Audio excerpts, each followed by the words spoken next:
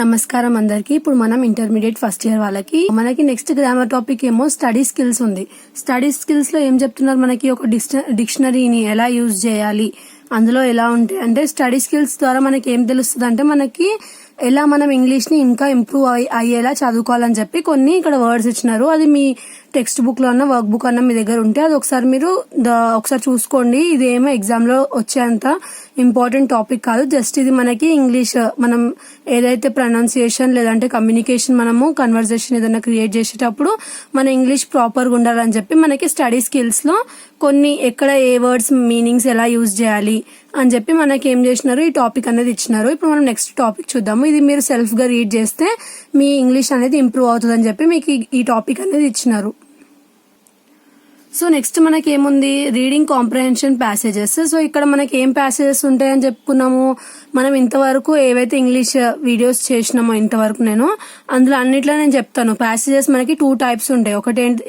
ఒకటేంటిది seen paragraphs, ఇంకొకటి unseen paragraphs. So seen paragraphs మనకి ఎక్కడ ఉంటాయి, ఏవైతే మనం లెసన్స్ చెప్పుకున్నామో షార్ట్ స్టోరీస్ దాని దగ్గర మనకి సీన్ పారాగ్రాఫ్స్ వస్తాయి. అందులో నుంచి ఇంకొకటి అన్సీన్ పారాగ్రాఫ్ మీకు అవుట్ ఆఫ్ ది సిలబస్ నుంచి వస్తుంది అనమాట. జస్ట్ మీరు అక్కడ పైన ప్యాసేజ్ చూసి కింద క్వశ్చన్ ఆన్సర్స్ కి ఆన్సర్ చేయాలి అంతే.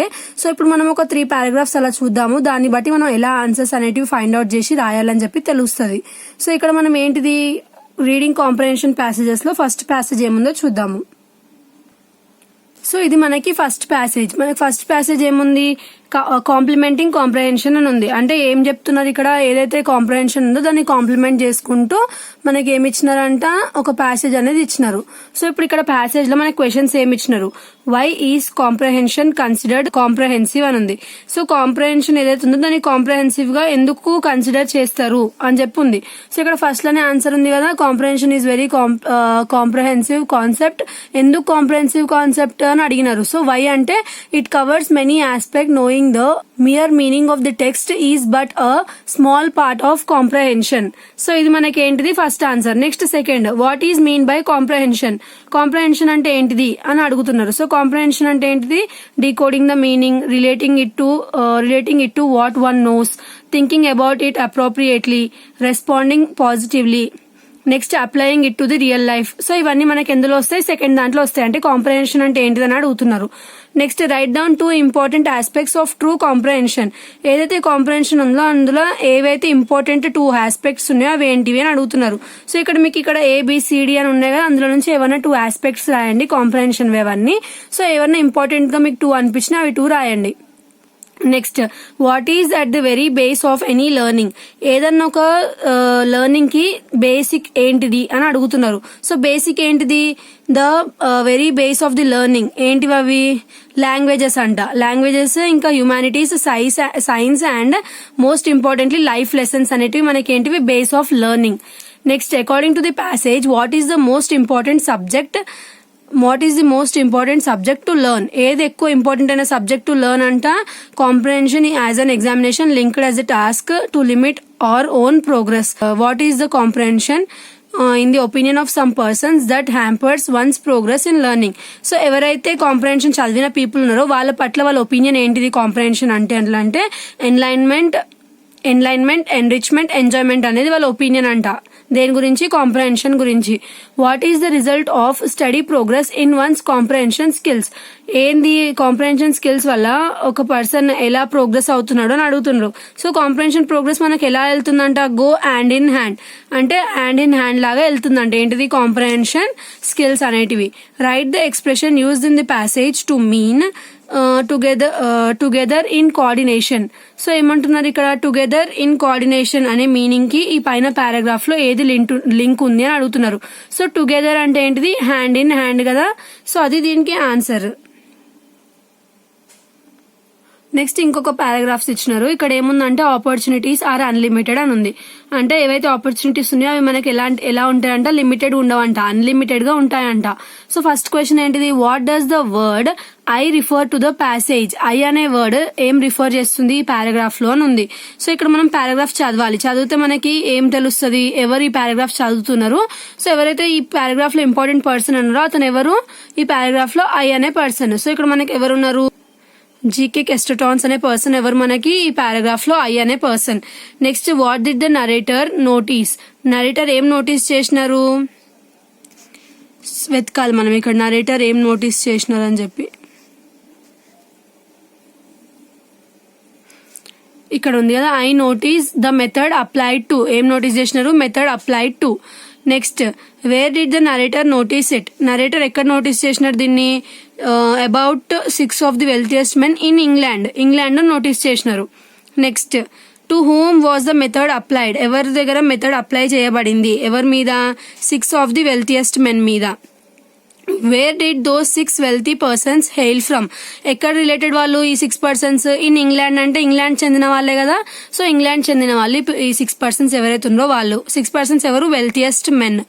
Which is the book mentioned year? A book అనేది ఇక్కడ మనకి మెన్షన్ చేసి ఉంది ఈ పారాగ్రాఫ్ లో అని చెప్పి అడుగుతున్నారు. సో ఇక్కడ మనకి ఏ బుక్ అనేది మెన్షన్ చేసింది? The worship of the wealthy అనే బుక్ అనేది మెన్షన్ చేసి ఉంది.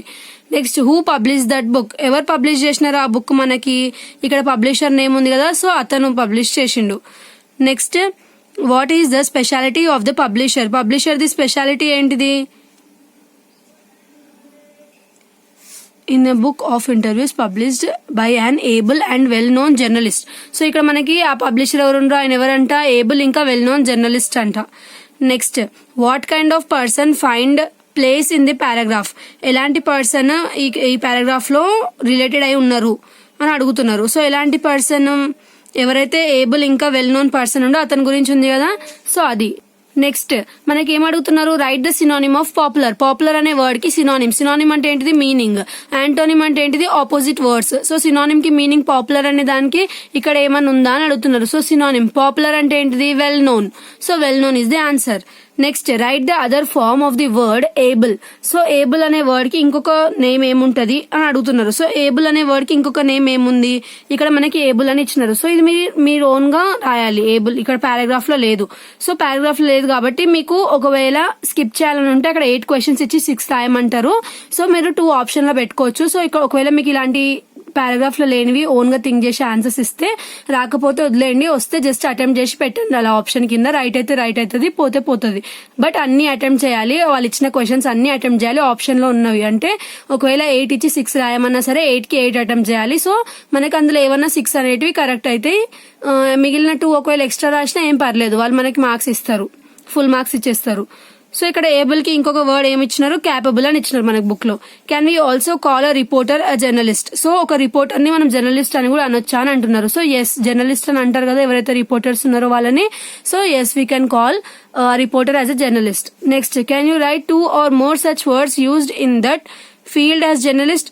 జర్నలిస్ట్ అనే ఫీల్డ్ ఉన్న వాళ్ళకి ఇంకా ఎలాంటి వర్డ్స్ యూజ్ చేయొచ్చు? సో వాళ్ళ మీద ఎలాంటి వర్డ్స్ యూజ్ చేయొచ్చు అంట? Press, news man, correspondent, కాలమ్నిస్ట్.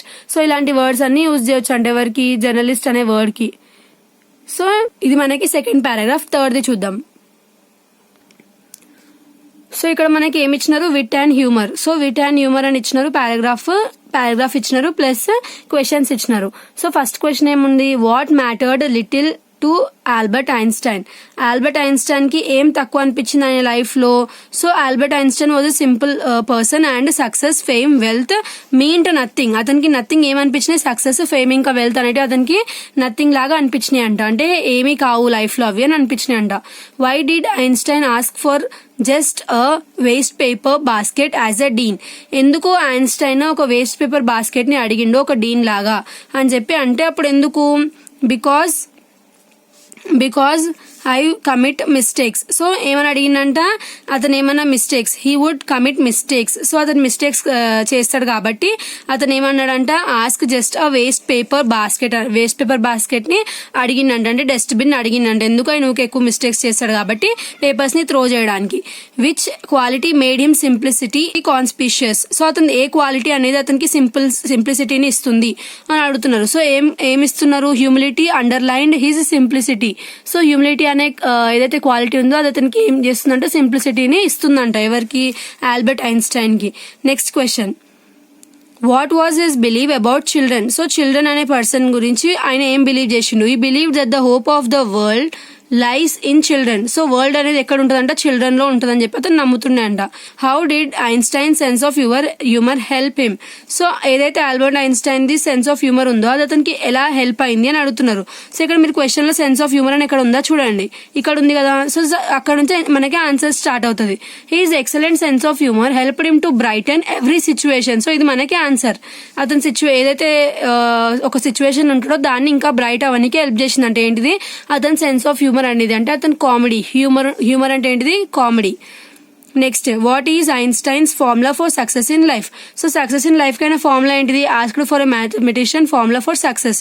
A is equals to X plus Y plus Z. A అంటే సక్సెస్, ఎక్స్ అంటే వర్క్, వై అంటే ప్లే. మరి జెడ్ అంటే ఏంటిది, జెడ్ అంటే ఏంటిదంట, జెడ్ అంటే ఏంటిదంటే ఏం చెప్పలేడంట, సైలెంట్గా ఉన్నాడంట. నెక్స్ట్, సో ఇప్పుడు మనకి ఫార్ములా ఏంటిది, సక్సెస్ ఫార్ములా ఇది రాస్తే సరిపోతుంది. Why don't people understand Einstein. So ఎందుకు పీపుల్ ఐన్స్టీన్ ని అండర్స్టాండ్ చేసుకోరు. Everybody talks about him but nobody understand. ఎందుకు అండర్స్టాండ్ చేసుకోరు, because he is more of the phenomenon and not just a man. So ఇతను ఏంటిదంట, is not just a man అంట, more of a phenomenon అంట. Next, give the noun form of the simple as found in the paragraph. So simple కి ఏ word మనకి noun అంటే ఏంటిది, meaning ఇస్తుందో అది ఏంటిది పారాగ్రాఫ్ లో ఉందంట. అదేంటిది మనకి సింప్లిసిటీ అనేది మనకి ఏ వర్డ్ కి వస్తుంది, సింపుల్ కి వస్తుంది. సో ఆ వర్డ్ మనం ఇక్కడ రాసేయాలి. ఇవి మనకి 3 అన్సీన్ పారాగ్రాఫ్స్. ఇవే వస్తాయని కాదు, ఏమన్నా రావచ్చు. జస్ట్ మీరు ఎలా ఫైండ్ అవుట్ చేయాలంటే, క్వశ్చన్ లో మీకు ఏదైనా వర్డ్ కనిపిస్తే ఆ వర్డ్ మీకు ఇక్కడ ఎక్కడైనా మళ్ళీ కనిపిస్తుందా పారాగ్రాఫ్ లో చూసుకోవాలి. చూసుకొని దాని పక్కన నుంచి ఎక్కడైతే ఫుల్ స్టాప్ ఉందో అక్కడ నుంచి స్టార్ట్ అయ్యే క్వశ్చన్ ని చదవాలి. సో ఏదైతే ఫుల్ స్టాప్ ఉందో నెక్స్ట్ ఫుల్ స్టాప్ వరకు చూస్తే అదే మీకు అక్కడ ఆన్సర్ కనిపిస్తుంది. ఇలా మనము అన్సీన్ పారాగ్రాఫ్స్ ని సాల్వ్ చేయాలన్నమాట. నెక్స్ట్ మనం సీన్ పారాగ్రాఫ్స్ అంటే ఏంటిది, షార్ట్ స్టోరీస్ నుంచి వస్తాయి. సో అవి ఎలా వస్తాయో అవి చూద్దాము నెక్స్ట్ వీడియోలో. ఈ వీడియోకి ఇంతే మన డౌట్స్ ఉంటే కామెంట్ చేయండి. Thanks for watching.